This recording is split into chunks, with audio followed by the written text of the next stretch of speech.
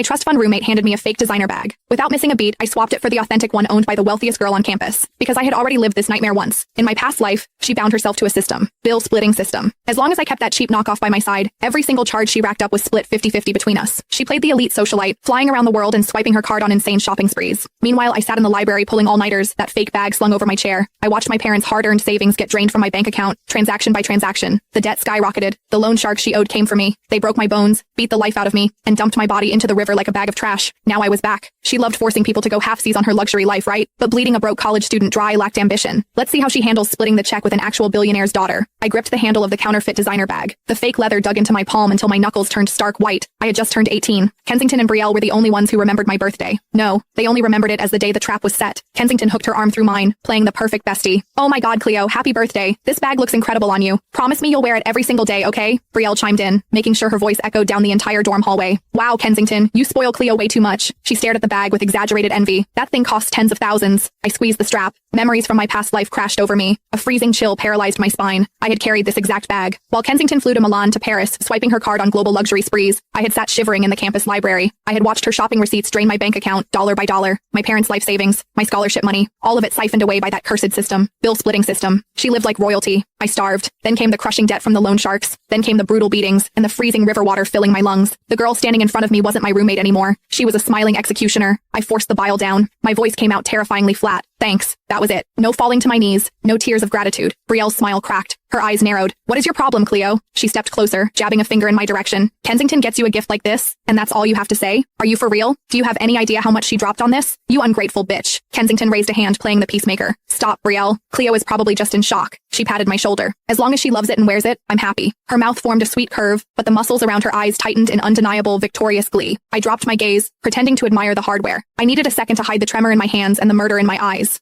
My phone screen lit up against my palm. A news alert popped onto the lock screen. Florence, daughter of the state's wealthiest tech billionaire, to attend the university's charity art gala this weekend as a VIP guest. My pulse hammered against my eardrums. Florence, the heiress. In the attached paparazzi photo, she wore a couture gown. Slung over her shoulder was a bag, a six-figure, limited edition piece, the ultimate flex of untouchable privilege. It was the exact same brand, the exact same model, the authentic version of the cheap fake I was currently holding. A reckless, borderline psychotic plan clicked into place. Bleeding a broke scholarship student dry was child's play. Let's see how she handled splitting the check with the actual daughter of a billionaire. I tipped my head up, curving my lips into a faint, paper-thin smile. Kensington beamed back, soaking up what she thought was my pathetic gratitude. My fingernails dug half-moons into my palms. Not this time. The next day, I walked back into the dorm room with the knockoff slung over my shoulder. Kensington and Brielle were doing their makeup, whispering huddled together. They traded a smug, loaded glance the second I walked in. I ignored them, making a beeline straight for Dakota's desk. Dakota was a total clout chaser. She constantly drooled over Kensington's designer stash, desperate to claw her way into their little inner circle.